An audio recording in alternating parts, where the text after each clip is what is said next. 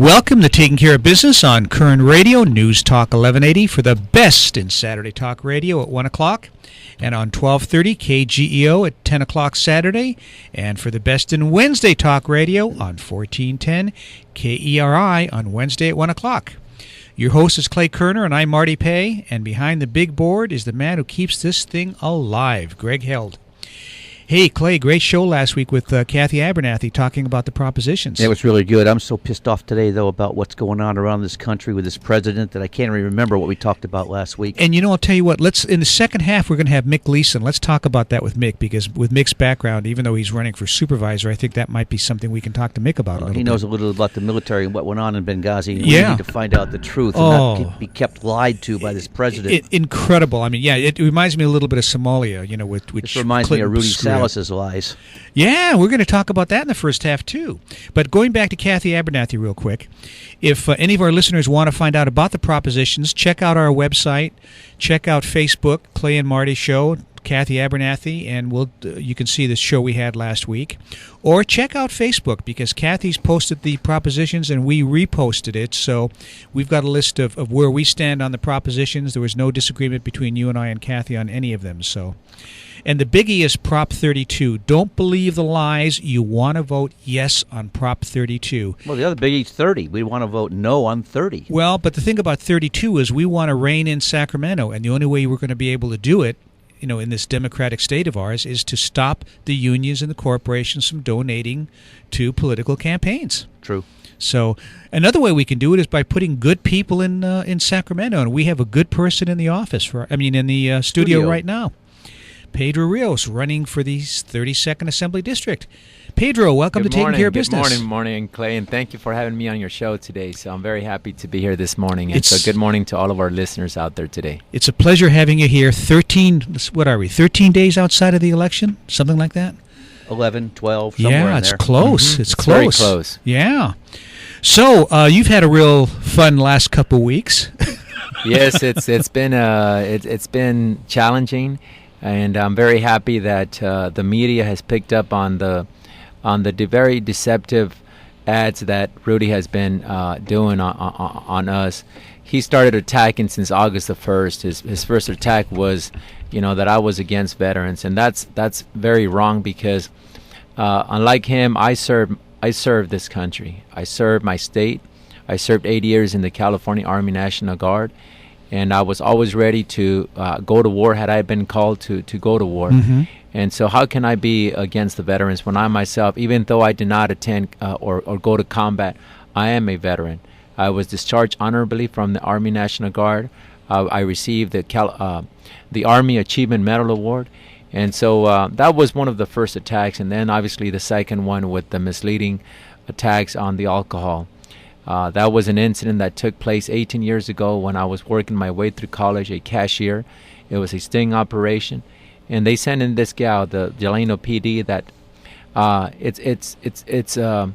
she looked over 21. I made a poor judgment. There was 3 cashiers working that night. It was a busy night, and that was my mistake. I took responsibility. I paid my fine, and I moved on. 2 years later, I graduated from CSUB. Okay, now let's clarify that a little bit. So the mistake you made was you didn't card somebody who looked 21. Who looked 21. That's correct. Okay. That is correct. And in a sting operation, they're going to have somebody who does look 21 intentionally. Exactly, intentionally. Yeah, mm-hmm. There were 6 other cashiers that were cited that night in Delano. Now, Pedro, let me see if I understand this, because the impression I got from the ad was that you've been stripped of your ability to teach. You've been flogged.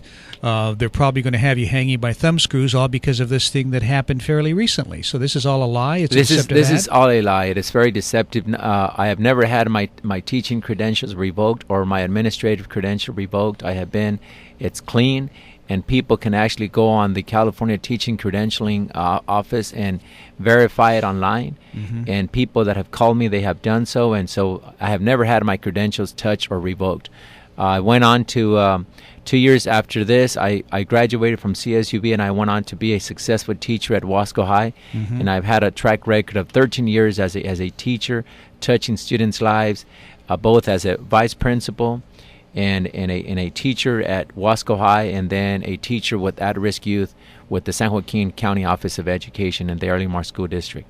You know, Pedro, it's interesting. It's funny because today, I guess there's a couple subjects that are irritating Clay and I, and this is one of them. Because, for one of the ads that's been played by the unions, one of the unions, they use the word selling alcohol to minors. They make sure it's plural, as if this is something that you've done consistently. I mean, when you were at the Great Debate, that's when I first heard your explanation, which I thought was a great explanation. Prior to that, it sounded like you were standing out in front of a liquor store, selling, buying booze for minors, and making a couple bucks on it. I mean, it's very, very misleading. It's very misleading, and they know exactly what they're doing, and so I'm glad that this is coming to light and that the community is rallying against it, because it is evil, it is wrong, and it's not right. Yeah, and obviously, we were the only ones that had Rudy in studio. And when we quizzed him on this, his explanation was very, very weak. He had no defense for this. And, we both like Rudy Salas, but I've lost a lot of respect for him because, this is something that's not his idea. This is something that, it's obviously the idea of the people running him from Sacramento. So for a guy who claims that he's going to be independent, he's letting other people run his campaign, and they're giving him lousy advice, and that's what you're going to see in the future if you make the mistake of electing Rudy Salas. And if I may add, Marty, during the that was asked of him in the channel by Jim Scott, Channel 17, our debate that we had on TV. Yeah, I saw that. And that was aired, and that was asked of him, and he defended it. And so to some extent, for a little while, I thought that he was not responsible. But he is also very adamant about it. He defended it. Yes. He attacked me. He accused me of not being a man and not taking responsibility for it, which I did the minute that I paid my fine. And so he is responsible. Yes. We as candidates are responsible. Yes. We can dictate no or yes on certain things. And so I hold him responsible. He needs to be held accountable. Yeah, I totally agree. He is responsible, for taking the advice that he shouldn't be taking. That's correct, Marty. Sure. Our in-studio guest is 32nd Assembly District candidate Pedro Rios. Pedro, we had Rudy Salas has been on our show a couple of times, and I really enjoyed having him on here. He seemed like a really neat guy and a friendly guy and has a lot to offer. But after what I've watched go on, I have changed my whole opinion about Rudy. I'm sorry, I can't. I have no respect for Rudy in the way he's handling his campaign. It's one of the things that I tell people is when I ran against John McQuiston and Dave Thomas in the primary, I would go up to John, and I knew that he is a person of caliber. And all along, I have always thought the same of Rudy. But that night on Channel 17, I really changed my mind. I mean, I shook hands with Rudy. I've always shaken hands with him everywhere I've gone. But I was dismayed because he pretty much said, you're not a man. You're not taking responsibility. And I've taken responsibility. I've told people. I've explained it. But his whole intention, the entire campaign is let's make you seem a bad guy because we want to win this, and we want to win it at our cost. This is the number one targeted seat by the Democrat Party. The Speaker of the House, John Perez, he wants the seat really bad. He wants to have that ability to be able to vote taxes without having to consult to the opposition, to the Republican Party. So this seat, it is the number one targeted seat. They are investing millions. They have independent expenditures going into it, and the war is going to get more and more ugly as the days close in, because they know that they are losing, and they need to win the seat at any cost. And if it means lying, they're willing to do that. And so I'm being attacked from every angle that they can now. It is relentless. And what hurts the most, they continue to be untruthful and misleading to the public to try to convince them that this election needs to go their way. Well, it's I don't think a lot of people realize that with just two more legislators on the Democratic side in Sacramento, that they have a supermajority. They can do anything they want, as you're pointing out, which means we have to look out for what's going to happen with Proposition 13. Is it going to go away? Are they going to increase taxes without having to go to a vote?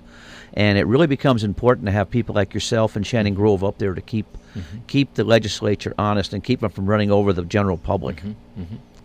So I hope you're going to win this election.